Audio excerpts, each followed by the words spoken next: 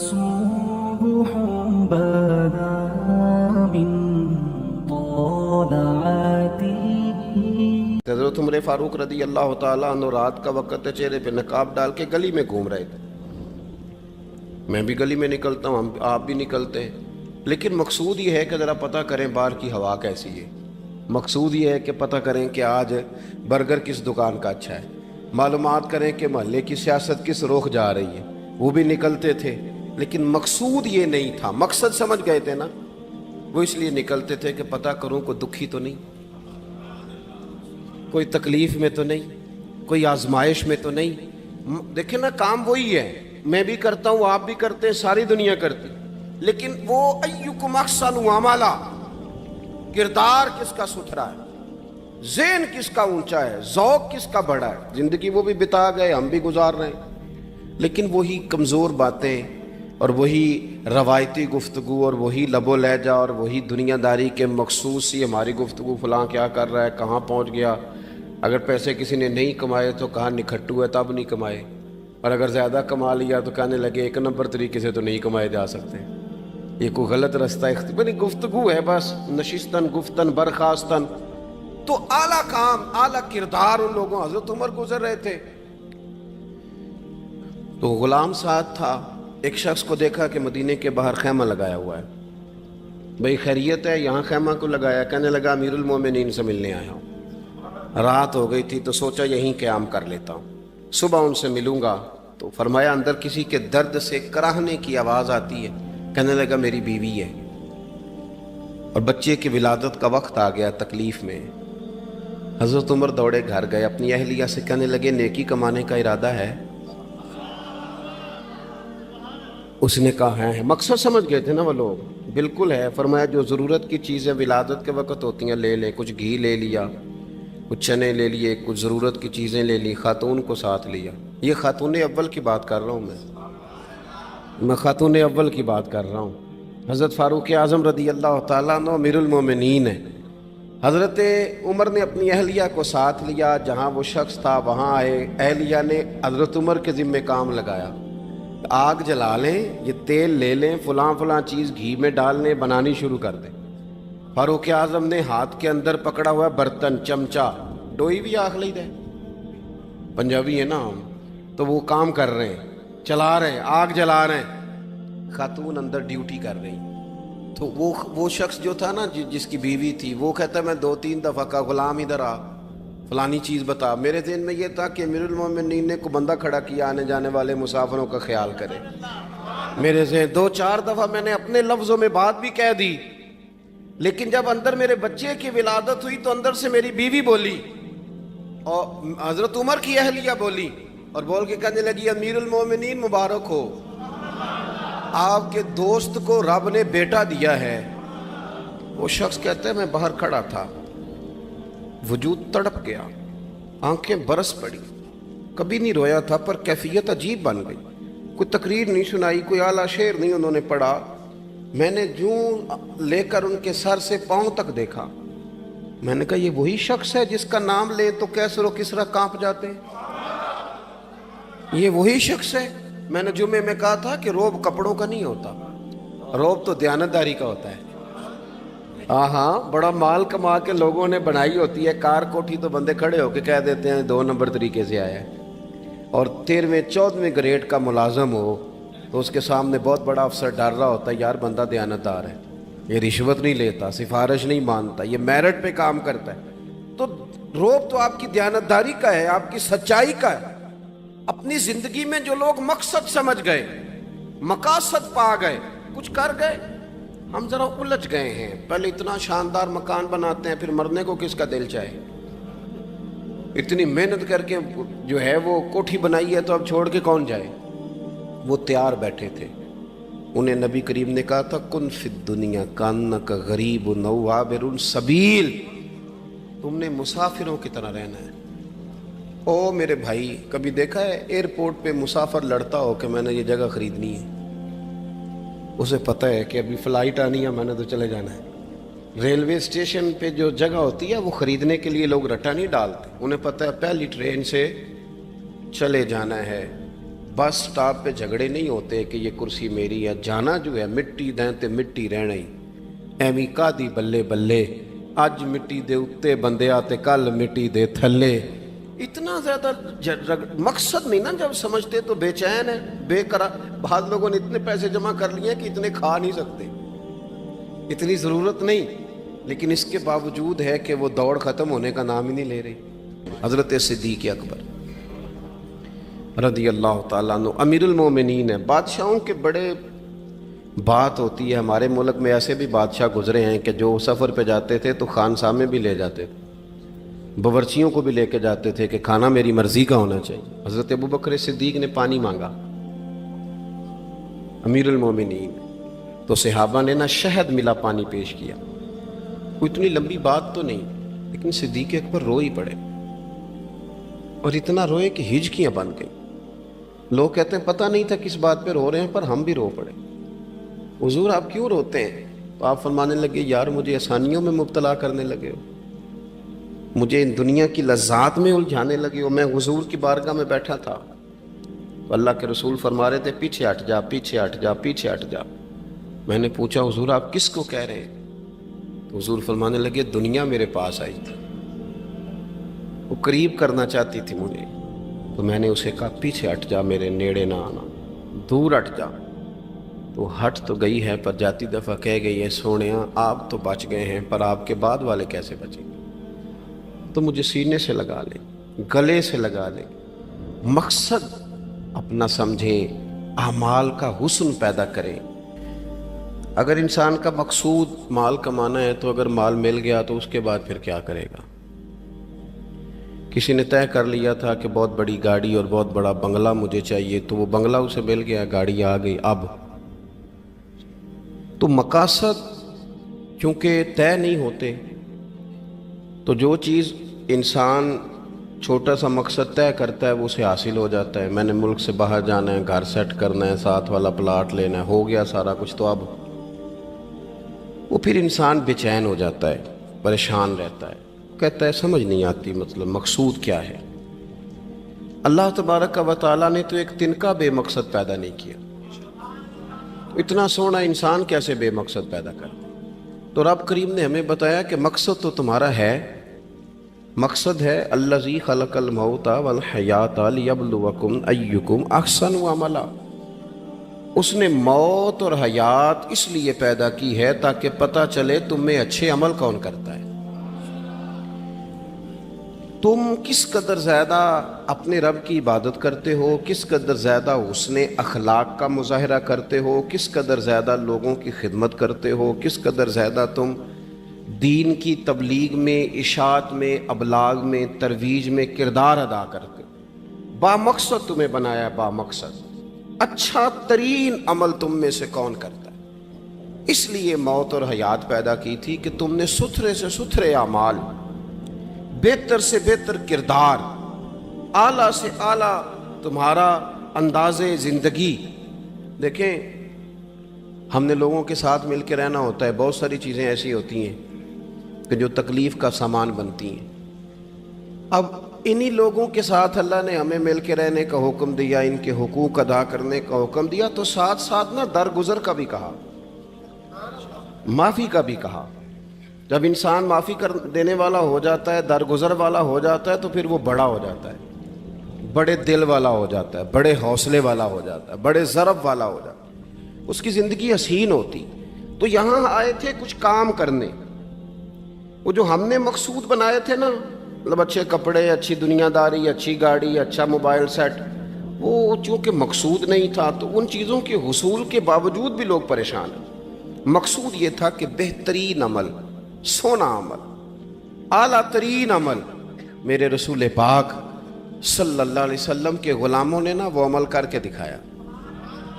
आला तरीन मिजाज रखते थे और आला तरीन खिदमत, यानी लोग उनका किरदार देख के ना, किरदार और अमल देख के, हम तो लंबी तकरीरें करते हैं, बातें करते हैं, बड़ा कुछ बताना पड़ता है, लेकिन वो बस थोड़ा सा ना लोग उनके पास उठते बैठते थे, आते जाते। इतनी दौड़ है कि आगे बढ़ के और लेना है और लेना है, हाल में मजीद का रट्टा, वो समझ गए हम ना अड़े हुए हैं। بہت سارے لوگ ایسے ہیں جنہیں صحیح بات کا پتہ چل گیا ہے، وہ فیصلہ کرنے میں دیر کر رہے ہیں۔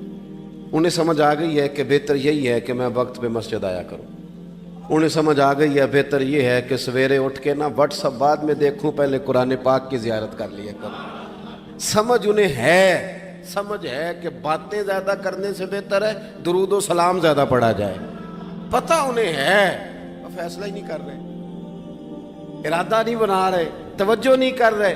جب بہت زیادہ بندہ دنیا داری میں الجھ جاتا ہے نا، بہت زیادہ، آسانیاں تو بندے کو جینے نہیں دیتی۔ پہلے انسان کہتا ہے کہ موٹر سائیکل ہو جائے نا تو چلو سفر آسان ہوگا، پھر موٹر سائیکل کہتا ہے ٹائر 2 ہیں، 4 ٹائروں والی ہونا، چلو مہران ہی ہو جائے خیر ہے، لیکن مہران میں بیٹھتے ہی اسے خیال آتا ہے کہ اس کی تو سیٹیں تنگ ہیں، پھر اس سے بڑی گاڑی چاہیے۔ یہ روز دوڑ ہے، بانج فقیروں کسے نہیں ماریا، اے ہوئی چور اندر دا، یہ دوڑ ہے، یہ ختم۔ حضرت ابوبکر صدیق رضی اللہ تعالیٰ عنہ امیر تھے، ہمیں تو نا جی ایک سے ایک کھانا، اور آج یہ نہیں کھانا، آج میری مرضی کا کھانا، یہ میری مرضی کا، یہ میرے بچے کی مرضی کا، یہ فلانے کی مرضی کا، وہ خواہشات کا انبار۔ اور نفس بچے کی طرح ہوتا ہے، خواہش پوری کرو تو فوراً ہی دوسری بھی بتا دیتا ہے، دوسری پوری کرو تو تیسری کی بھی خبر دے دیتا ہے۔ ہم نا چونکہ الجھ جاتے ہیں، پھر وہ الجھاؤ ہمیں باہر نہیں نکلنے دیتا۔ اگر تھوڑا تھوڑا کر کے، میرا مطلب یہ ہے کہ زندہ رہنے کے لیے روٹی کھانی ہے نا، مثلا روٹی کا لطف کتنی دیر ہوتا ہے، جتنی دیر منہ میں چباتے ہیں، اس کے بعد ختم۔ تو کپڑا تو پہننا تھا بدن چھپانے کے لیے، اس میں وہ کدھر سے آ گئی ساری کہانیاں جو آج بن گئیں۔ اور اتنے میں نے عجیب و غریب نظام دیکھا ہے کہ نوجوان ہے، اچھا بھلا سیانا آدمی، کپڑے اس نے تازے سلوائے ہیں، اور 99 لوگوں نے کہا ہے صحیح لگ رہا ہے، تو صرف ایک نے کہا ہے نہیں ٹھیک لگ رہا، وہ پریشان ہو جاتا ہے، کہتا ہے اس کا کچھ کروں۔ کیوں؟ اس لیے کہ یہی سارا مقصود سمجھ لیا ہے، کپڑے پہننا، اسی میں الجھ جانا۔ میں اکثر دوستوں سے کہتا ہوں، میں خود کسی دوسرے کی بات نہیں کرتا، بہت زیادہ عمر نہیں میری، میں خود جایا کرتا تھا، شادی کوئی آ گئی تو 2-3 دن پہلے ابا جی کہتے تھے پرانے جوتے کچھ گنڈوا لا، کچھ پالش کرا لا، توڑے میں ڈال کے جانا موچی کے پاس، اس نے کچھ سیٹ کر دینے۔ اب کہاں رہ گیا جی یہ کام، چھٹی نہیں ہو گئی، اب کون سا ایسا سلسلہ ہے؟ وہ جو کہیں سے کپڑا تھوڑا پھٹ جاتا تھا نا، تو اماں اس کو اس طرح پیوند کراتی تھی کہ ڈیزائن بھی بن جاتا تھا اور کام بھی چل جاتا۔ کدھر گیا وہ دور؟ لیکن تکلیف دیکھ لیں آج پہلے سے زیادہ ہے، لڑائی پہلے سے زیادہ ہے، آزمائش پہلے سے زیادہ ہے۔ کیوں؟ جتنی بھی خواہشات آپ بڑھاتے جائیں گے نا، مقصد فوت ہوتا جائے گا۔ جتنی بھی مقصود سفر کرنا ہے، گاڑی دکھانا تو مقصود نہیں نا، لیکن ہمیں وہ والی گاڑی چاہیے کہ لوگ ایک دفعہ انگلی منہ میں ڈالیں کہ وہ اس گاڑی پہ بیٹھا ہوا ہے۔ ہم مقصد سے پیچھے ہٹیں گے جب پھر تکلیف میں آئیں گے، پھر آزمائش۔ زندگی میں ہم نے جو چیزیں مینج کی ہیں وہ ساری دوسروں کے لیے، ہمارے لیے کوئی شے بھی نہیں۔ ولیمے پہ گئے تاکہ برادری راضی ہو جائے، تعزیت کے لیے گئے تاکہ محلہ راضی ہو جائے، فلانا کام کیا تاکہ لوگ جو ہیں وہ میرے حق میں ہو جائیں۔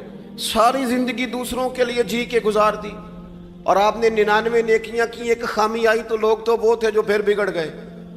بہتر نہیں بندہ رب کو ہی راضی کرے۔ واللہ ورسولہ احق ان یرضوا، اللہ اور اس کے رسول کا زیادہ حق ہے کہ انہیں راضی کیا جائے، ان کا زیادہ حق۔ اپنی زندگی میں معاملات کو ترتیب دیں، ایک مخصوص ذہن بنائیں، اتنا سویرے قرآن شریف پڑھنا ہے، اتنا درود پاک، اور یہ راز ہو ہمارا اور ہمارے رب کا، یہ راز ہو، اتنی دیر مصلی پہ بیٹھنا ہے۔ میرے ایک دوست ہیں ڈاکٹر صاحب، میں بیٹھا تھا تو وہ ایک شخص کو کہہ رہے تھے تیرے دل میں کچھ باتیں ہیں، نکال دے تاکہ تیری ٹینشن ریلیز ہو جائے، تیری صحت ٹھیک ہو جائے گی۔ تو بندہ کہہ رہا تھا اچھا ٹھیک ہے ڈاکٹر صاحب۔ تو میں نے کہا کہ اگر آپ اجازت دیں تو ایک بات میں بھی کر لوں؟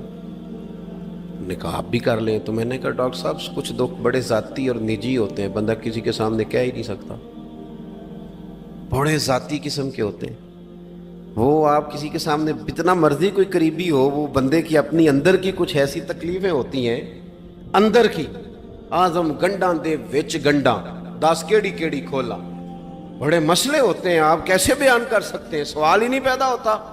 تو کہنے لگا پیر صاحب حال تو ہوگا نا؟ میں نے کہا بالکل ہے، ہمیں ہمارے دین نے دعا سکھائی ہے، جو کسی سے نہیں کہہ سکتے وہ اپنے رب سے کہہ دو۔ اللہ کے حضور عرض کر دو، کشکول طلب دراز کر کے کہہ دو مالک یہاں پریشان ہوں، وہ بڑا کریم ہے، عطا بھی کرے گا اور پردہ پوشی بھی فرمائے گا۔ اپنے اللہ کے ساتھ اپنا تعلق مضبوط کریں، اپنی زندگی میں حسن اعمال کا پیدا کریں، اعمال کا، کہانیوں کا نہیں، باتوں کا نہیں، تصویروں کا نہیں،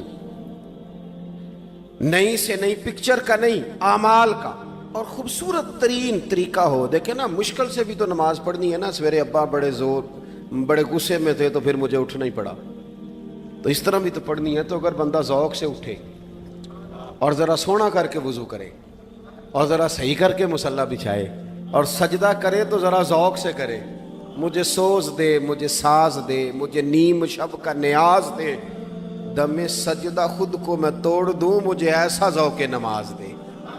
اس ذوق کے ساتھ آگے بڑھے۔ مقاصد جب بندہ سمجھ جاتا ہے نا، مقاصد، پھر اس کے لیے آسانی ہوتی ہے۔ میں نے عرض کیا تھا زیادہ باتیں نہیں کرنی، مقصود تو ایک پیغام دینا ہے۔ اب ہم نے جانے والوں کے لیے کیا کرنا ہے؟ ایک تو یہ کہ اپنا مقصد ٹھیک کرنا ہے کہ جو رخصت ہو گئے اپنے بزرگوں کو نا یاد رکھیں۔ اصل کام ہے ان کو بول کے بتائیے۔ سال کے بعد ختم، بڑی اچھی بات ہے، سسماہی ششماہی سیماہی سب ٹھیک ہے، ان کو یاد رکھیں۔ حضور نہ یاد رکھتے تھے، اپنی والدہ کا ذکر کرتے تھے، اپنے والد کی بات کرتے تھے، اپنے دادا کا ذکر کرتے تھے، اپنے جانے سیدہ خدیجہ الکبریٰ رضی اللہ تعالیٰ عنہ وصال کر گئیں تو حضرت عائشہ کہتی ہیں حضور اکثر گھر میں ان کا ذکر کرتے تھے۔ اپنے بزرگوں کو یاد رکھیں، ان کا ذکر کریں، ان کو نا، والد کے لیے نا والد ہونا شرط ہے، پی ایچ ڈی ہونا شرط نہیں۔ والد کے لیے والد ہونا شرط ہے، مفتی ہونا شرط۔ والد ان پڑھ بھی ہو تو بچے کو سمجھانے کا سلیقہ سے اللہ اسے عطا کاری دیتا ہے۔ ماں بالکل ان پڑھ بھی ہو تو بچوں کو سمجھانے کا طریقہ اللہ اسے، ان سے سیکھیں۔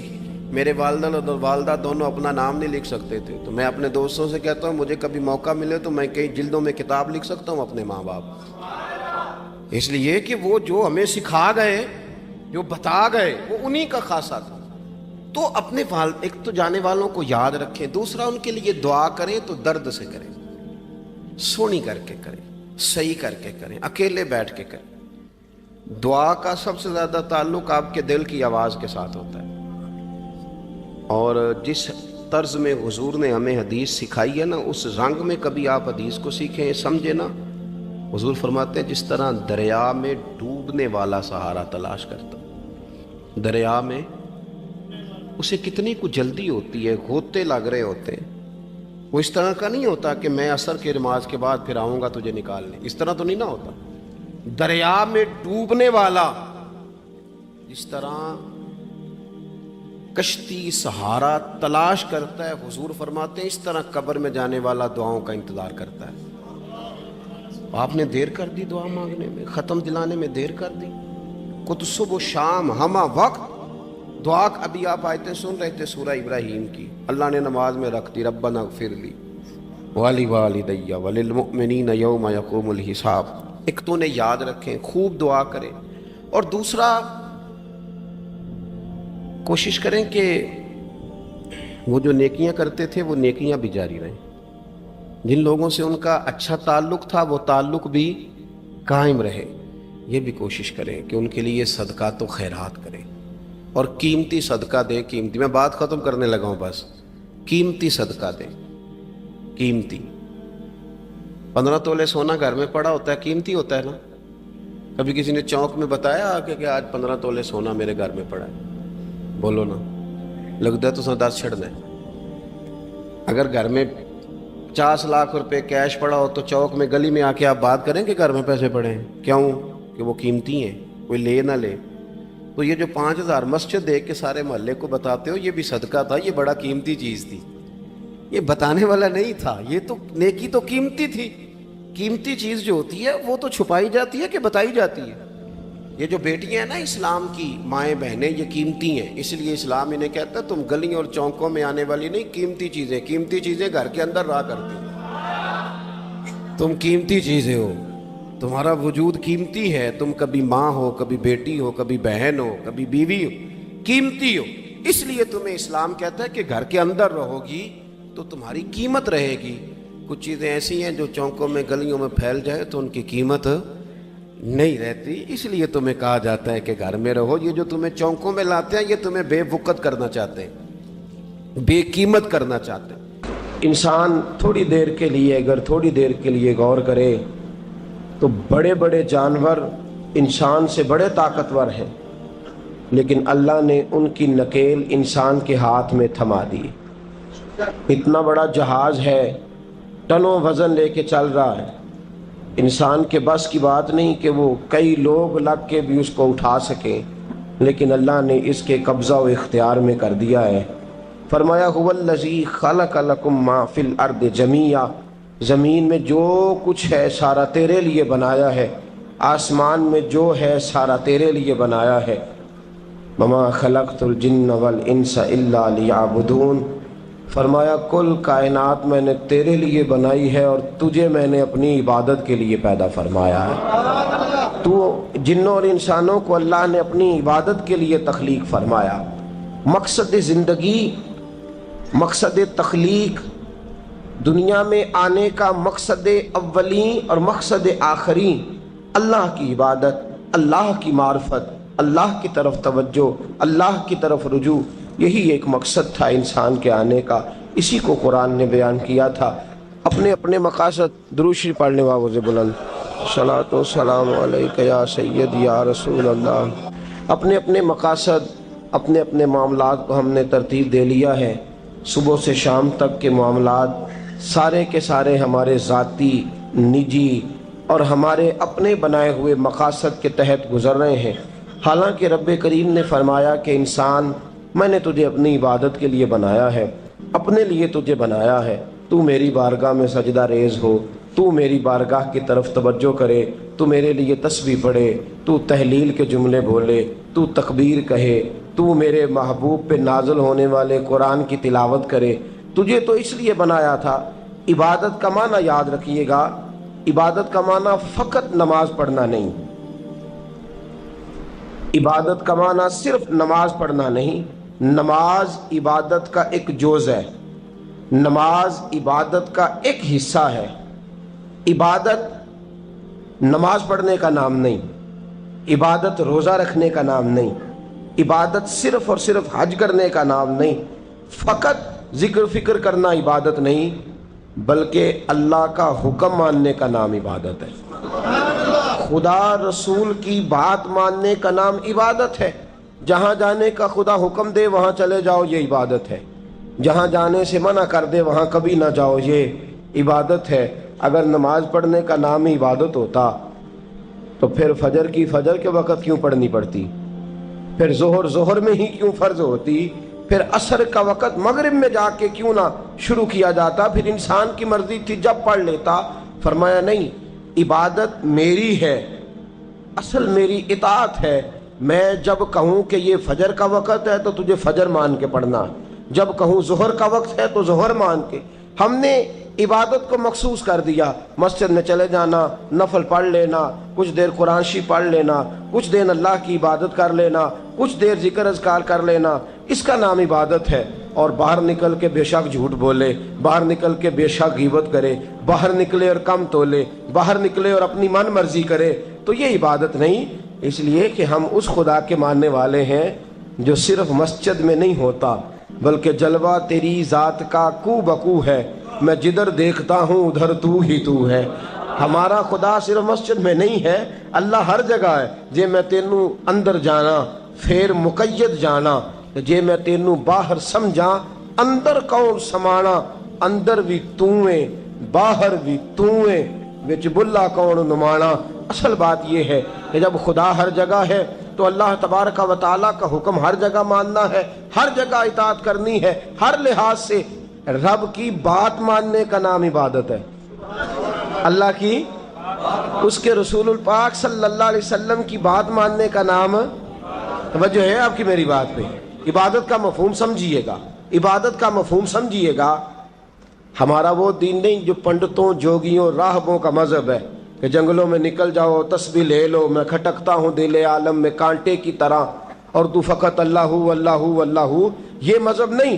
ہمارا دین کہتا ہے مسجد میں بیٹھ کے جو ذکر کرے گا اسے بھی ثواب ملے گا، اور جو محنت کر کے کما کے بچوں کو کھلائے گا اسے بھی ثواب ملے گا۔ ہمارا دین یہ کہتا ہے جو مسجد میں بیٹھ کے قرآن پڑھے گا اسے بھی ثواب ملے گا، اور جو گلی میں پڑا ہوا کانٹا اٹھا دے گا اسے بھی اللہ اجر عطا فرمائے گا۔ اللہ کا حکم ماننا، اللہ کا حکم ماننے کا نام عبادت۔ محمود غزنوی کے پاس ہیرا ہے، محمود غزنوی کے بڑے غلام تھے تو ایک بڑا پیارا تھا اسے، آپ جانتے ہیں اس کا نام کیا تھا؟ ایاز محمود غزنوی کو بڑا تو حسد شروع ہو جاتا ہے ہر جگہ، الا ماشاءاللہ لوگ کہنے لگے بادشاہ ہر وقت اسی کو پیار کرتا رہتا ہے، ہر وقت اسی کی طرف توجہ کرتا رہتا ہے۔ بادشاہ نے ایک دن آزمانا چاہا، اتنا ہیرا تھا، موٹا ہیرا بادشاہ کے پاس۔ بادشاہ نے ایک وزیر صاحب کو بلایا، کہا یہ اینٹ پکڑو، ہیرے پہ مارو، اسے توڑ دو۔ کہنے لگا بادشاہ بات تیری ٹھیک ہے پر بڑا قیمتی ہیرا ہے، کیوں تڑوا رہے ہیں آپ؟ مال خزانہ میں رکھ دیں، کام آئے گا، کسی نہ کسی جگہ پہ استعمال ہو جائے گا، آپ کیوں اس کو تڑوانے کی ضد کر رہے ہیں؟ بادشاہ سلامت نے کہا اچھا تم نے ٹھیک مشورہ دیا، میں ہی جذبات میں آ گیا تھا۔ ایک دوسرے آدمی کو بلایا، اس کو کہا یہ ہیرا توڑنا ہے۔ اس نے کہا بادشاہ مجھے لگتا ہے پوری دنیا میں اتنا موٹا ہیرا تیرے پاس ہے، کسی اور کے پاس نہیں ہوگا، یہ توڑنے کی چیز نہیں تجوری میں سنبھالنے کی چیز ہے، اسے سنبھال کے رکھ۔ تیسرے کو بلایا، چوتھے کو بلایا، جس کو بھی بلاتا رہا وہ بادشاہ کو سمجھاتا رہا، جس کو بلایا بادشاہ کو سمجھایا۔ ایاز کی باری آئی، کہا ایاز ادھر آ، توجہ ہے آپ کی؟ ایاز ادھر آ، یہ ہیرا تو توڑ دے۔ اس نے اینٹ پکڑی، زور سے ماری، ہیرا توڑ دیا۔ بادشاہ کہنے لگا بڑا بیوقوف ہے بھائی تو، یہ سارے میرے خیر خواہ تھے، مجھے سمجھاتے رہے اور تو نے خیال ہی نہیں کیا، میں بیوقوف تھا تو بھی ساتھ ہو گیا، توڑ ہی دیا۔ کہنے لگا بادشاہ غلطی ہو گئی، مجھ سے غلطی ہو گئی، مجھے نہیں توڑنا چاہیے۔ اس نے کہا اچھا چل چھوڑ، ایک بات بتا، تیرے سامنے جو سب مجھے مشورے دے رہے تھے تو نے کیوں نہیں دیا؟ میں نے تجھے کہا توڑ دے، کیا لفظ ایاز نے کہے، کمال کر دی۔ کہنے لگا بادشاہ میرے دل میں خیال آیا ہیرا ٹوٹتا ہے تو ٹوٹ جائے، میرے بادشاہ کا حکم نہیں ٹوٹنا چاہیے، یہ ٹوٹتا ہے تو ٹوٹ جائے، یہ کرچی کرچی ہوتا ہے تو ہو جائے، خزانہ خالی ہوتا ہے تو ہو جائے، لیکن میرے مالک کا حکم نہیں ٹوٹنا چاہیے۔ بادشاہ میں ہر چیز توڑ دوں گا پر میں تیرا حکم نہیں توڑ سکتا۔ بس دوستو یہی عبادت ہے، بلا مثال و بلا تشبیہ بات سمجھیے گا۔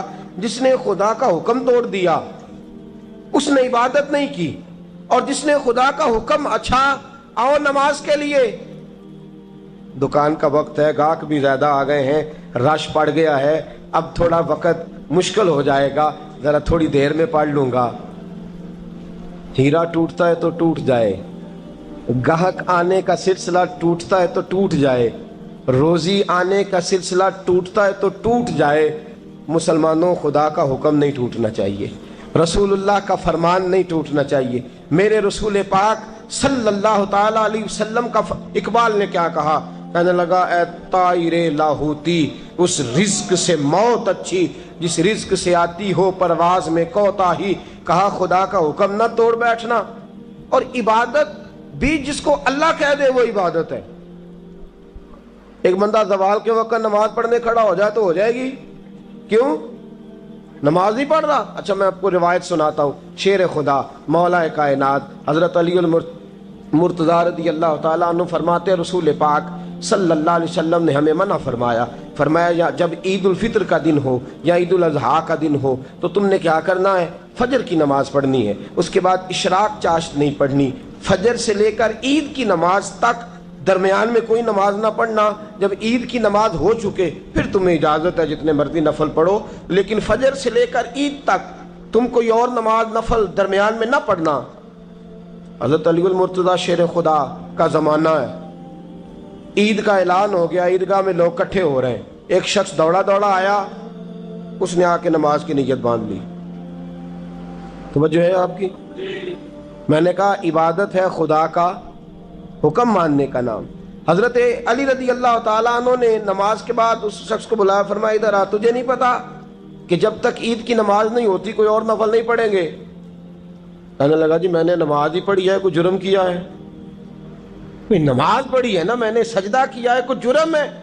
حضرت علی نے تلوار نکال لی، فرمایا جو مصطفیٰ کی سنت توڑ کے نفل بھی پڑھے گا میں اس کا بھی سر قلم کر دوں گا، جو رسول پاک کے حکم کے خلاف عبادت بھی کرے گا اس کو بھی قتل کر دیا جائے گا، توبہ کر۔ یاد رکھیے گا، عبادت خدا رسول کی بات ماننے کا نام ہے۔ آپ سویرے 8 بجے اٹھ کے کھڑے ہو جائیں کہ میں نے تو فجر پڑھنی ہے، فجر کا وقت 8 بجے نہیں ہوتا، وہ گزر گئی 4 بجے، 4:15 بجے ہو چکا۔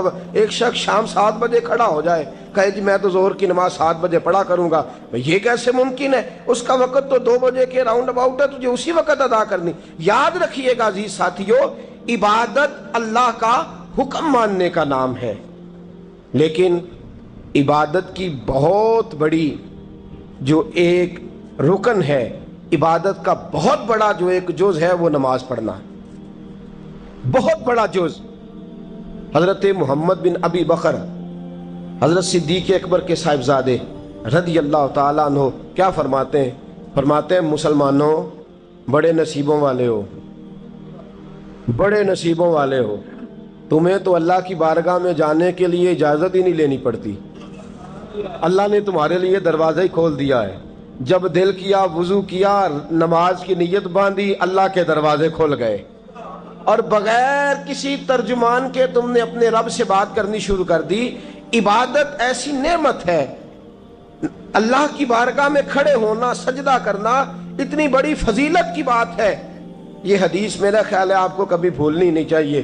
سید عالم نور مجسم شفیع معظم صلی اللہ علیہ وسلم نے فرمایا، بتاؤ اگر کوئی کسی کے گھر مہمان جائے تو میزبان اس کے ساتھ کیا سلوک کرے گا؟ تو صحابہ کہنے لگا یا رسول اللہ جتنا میزبان اچھا ہوگا اتنا ہی اچھا سلوک کرے گا، جتنا وہ اعلیٰ ہوگا اتنا ہی اعلیٰ سلوک کرے گا، جتنا وہ عرفہ ہوگا اتنی ہی اس کی بات بھی بڑی ہوگی۔ نبی پاک صلی اللہ علیہ وسلم نے فرمایا جو مسجد جاتا ہے وہ اللہ کا مہمان ہے، جو مسجد جاتا ہے وہ اللہ کا مہمان ہے۔ فرمایا میزبان کے ذمے ہے کہ مہمان کے اوپر رحمت کرے، کرم کرے۔ فرمایا جب تو مسجد جاتا ہے تو خدا بھی رحمتوں کے دروازے کھول دیتا ہے، اللہ تیرے لیے فضل کے دروازے کھول دیتا ہے۔ نبی پاک صلی اللہ تعالی علیہ وسلم نے فرمایا جب تو اپنے گھر سے مسجد جانے کے لیے ابھی نکلتا ہے، ابھی تو گیا نہیں، ابھی تو نکلا ہے، فرمایا تو نے سیدھا پیر اٹھایا ہے تو تیرا ایک درجہ بلند ہو گیا ہے، تو نے الٹا قدم اٹھایا ہے تو تیرا ایک گناہ معاف ہو گیا ہے، پھر تو نے سیدھا قدم اٹھایا ہے تو تیرا ایک درجہ بلند ہو گیا۔ اپنی اپنی طبیعت ہے نا۔ حضور نے حدیث سنائی، حضرت سیدنا اسید بن حضیر رضی اللہ تعالیٰ عنہ دیہاتی آدمی تھے، مسجد نبوی سے دور گھر تھا، مسجد آنے جانے کے لیے گدھا رکھا ہوا تھا، گدھے پہ بیٹھ کے مسجد آتے تھے، نماز پڑھ کے اسی پہ بیٹھ کے لوٹ جاتے تھے۔ جس دن حضور نے فرمایا نا ایک قدم پہ ایک گناہ معاف ہوتا ہے، ایک قدم پہ ایک نیکی ملتی ہے، گدھا گھاری چھوڑا ہے۔ صحابہ کہنے لگے یار دور کا تیرا سفر ہے، تم آرام سے گدھے پہ آ جا۔ کہنے لگے کیوں؟ میں کیوں گدھے پہ آؤں؟ میں تو روز پیدل آؤں گا، تم سب کے تھوڑے تھوڑے گناہ معاف ہوں گے، تھوڑے تھوڑے درجے بلند ہوں گے، میں نے چونکہ دور سے آنا ہے اللہ میرے زیادہ گناہ معاف فرمائے گا، میرے زیادہ درجے بلند فرمائے گا، میرے اوپر زیادہ کرم نوازی فرمائے گا۔ جو مسجد کی طرف چل کے آیا ایک ایک قدم پر اللہ اس کے درجے بلند کرے گا، ایک ایک قدم پہ اللہ اس کے گناہ معاف کرے گا۔ نبی پاک صلی اللہ تعالی وسلم کی اپنی سنت کیا ہے؟ حضرت زید بن ثابت رضی اللہ تعالیٰ عنہ فرماتے ہیں میں ایک دن حضور کے ساتھ مسجد کی طرف نکلا، جب ہم جانے لگے نا تو جو رسول پاک کا انداز تھا نا چلنے کا وہ بڑا پیارا ہوتا تھا، دھیما سا چلتے تھے، نظر مبارک جھکی رہتی تھی۔ سید عالم صلی اللہ علیہ وسلم کی ادائیں ایسی حسین تھیں، تیری سیرت تیری صورت زمانے سے نرالی ہے، تیری ہر ایک ادا پیارے ادائے بے مثالی ہے۔ فرمایا جھکی جھکی نظروں سے حضور چلتے تھے، آج میں ساتھ ہوں، پہلے بھی کئی دفعہ ساتھ تھا، مسجد کی طرف جا رہے تھے، کسی جگہ سے واپس لوٹے تھے، کسی کے گھر سے مسجد جا رہے تھے، فرمایا ہلکے ہلکے قدم، چھوٹے چھوٹے قدم، آہستہ آہستہ حضور چل رہے ہیں۔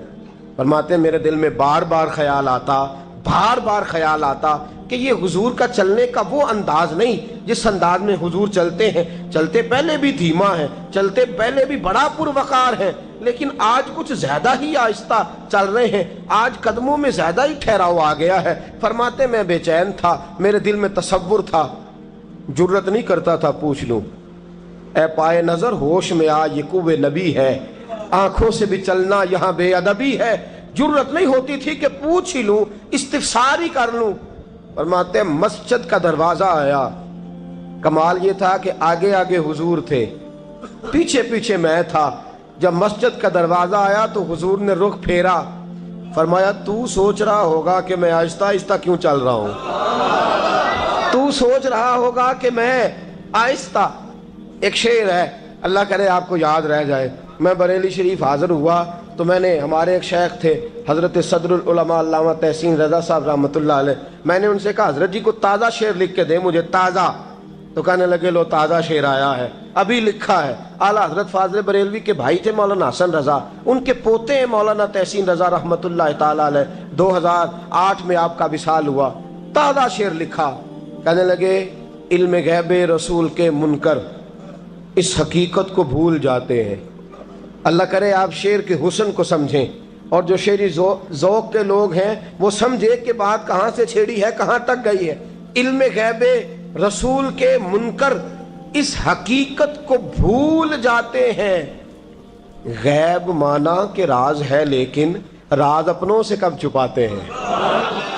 علم غیب رسول کے منکر اس حقیقت کو بھول جاتے ہیں۔ غیب مانا کہ راز ہے، لیکن راز اپنوں سے کب چھپاتے ہیں۔ حضرت زید بن ثابت رضی اللہ تعالیٰ عنہ فرماتے رخ پھیرا اور حضور نے فرمایا تو سوچ رہا ہوگا کہ سونے آج بڑے دھیمے دھیمے قدم چل رہے ہیں، بڑا آہستہ آہستہ قدم اٹھا رہے ہیں۔ حضور نے فرمایا جو مسجد کی طرف چل کے جاتا ہے اللہ کی رحمت آگے بڑھ کے اس کا استقبال کرتی ہے، اور فرمایا جتنے قدم زیادہ ہوتے ہیں اتنے درجے بھی زیادہ بلند ہوتے ہیں۔ میں اس لیے آہستہ آہستہ آیا ہوں کہ اللہ میرے زیادہ درجے بلند فرما دے، اس لیے آیا ہوں کہ زیادہ درجے۔ مسجد میں اس لیے آہستہ، عبادت کی فضیلت دیکھیں، گھر سے بندہ چلے، ابھی پتہ نہیں مسجد میں وضو کرنا ہے اس نے، ابھی پتہ نہیں 2 رکعتیں پڑھے گا کہ 4 پڑھے گا۔ فرمایا عبادت کے لیے نکل بھی پڑے تو اللہ اس کے درجے بلند کرنے شروع فرما دیتا ہے۔ درجے بلند ہونے شروع ہو گئے۔ بنو سلمہ قبیلہ ہے، محلہ ہے، بنو قریظہ یہودیوں کا محلہ تھا، اس کے بعد بنو سلمہ مسلمانوں کا محلہ تھا، اور تقریباً آج کے حساب سے 1.5-2 کلومیٹر کا فاصلہ تھا مسجد نبوی سے۔ پیدل چل کے آتے تھے لوگ، کتنے کلومیٹر؟ پیدل چل کے آتے تھے، وہاں سے پیدل آتے تھے نماز پڑھنے۔ مسجد نبوی کے ساتھ یہودیوں کے مکان تھے، انہوں نے وہ جگہ خالی کر دی۔ بنو سلمہ قبیلے کے لوگوں نے چاہا کہ ہم جگہ کو خرید لیں۔ نبی کریم علیہ السلام کو پتہ چلا، حضور نے بلایا، فرمایا مجھے پتہ چلا ہے تم مسجد کے قریب آنے لگے ہو، ویسے ایک بات میرے دل میں ہے، میرا دل کرتا ہے کر دوں۔ صحابہ مسجد کے قریب رہنا پسند کرتے تھے، اور آج کل جی اے مولوی سون نہیں دیں دے۔ یقین کریں مسجد کے دائیں بائیں آگے پیچھے جو گھرانے ہوتے ہیں وہ کہتے ہیں جی ہم بڑے پریشان ہیں، یہ تو ہمیں سونے نہیں دیتے۔ صحابہ قریب رہنا، آپ دیکھیں نا نبی کریم علیہ السلام کا گھر دروازہ مسجد میں کھلتا ہے، حضرت صدیق اکبر کا گھر دروازہ مسجد میں کھلتا ہے، سیدہ فاطمہ جناب علی کا آستانہ دروازہ مسجد میں کھلتا ہے۔ صحابہ مسجد کے قریب رہنا پسند کرتے تھے۔ بنو سلمہ قبیلے کے لوگوں نے چاہا ہم بھی قریب آ جائیں، حضور نے بلایا، فرمایا مجھے پتہ چلا ہے تم مسجد کے قریب آنا چاہتے ہو، یا رسول اللہ دور سے چل کے آنا پڑتا ہے، ارادہ ہے قریب آ جائیں۔ حضور نے فرمایا دور ہی رہو، تم اس طرح کرو دور ہی رہو۔ کہا یا رسول اللہ کیا مطلب؟ فرمایا فرشتے جب بھی نیکیاں لکھتے ہیں عبادت کی، ابھی تک تمہارا پہلا نمبر ہے، ابھی تک تمہارا پہلا نمبر ہے۔ یا رسول اللہ کیا مطلب؟ فرمایا اس لیے کہ تم دور سے چل کے آتے ہو تو اللہ تمہیں زیادہ اجر عطا فرماتا ہے۔ آخر دعوانا ان الحمدللہ رب العالمین۔ اللہم صل علی سیدنا و مولانا محمد۔ اللهم صل على سیدنا و مولانا محمد. اللہ کے شیر حیدر کرار پر درود. اللہ کے شیر حیدر کرار پر درود. اللہ کے شیر حیدر کرار پر درود. حضرت حسن حسین کے کردار پر درود. اللہم صلی علی سیدنا و مولانا محمد وعلی سیدنا علی و سیدتنا فاطمہ و سیدتنا زینب و سیدنا حسن و سیدنا حسین وعلی آلہ وصحبہ وبارک وسلم. زینب کی بارگاہ میں زینب کی بارگاہ میں زینب کی بارگاہ میں زینب کی بارگاہ میں سلام نیاز ہے. زینب کی بارگاہ میں سلام نیاز ہے. جو مرتضیٰ کی لاڈلی زہرا کا ناز ہے. اللہم صلی علی سیدنا و مولانا محمد وعلی سیدنا علی و سیدتنا فاطمہ و سیدتنا زینب و سیدنا حسن و سیدنا حسین.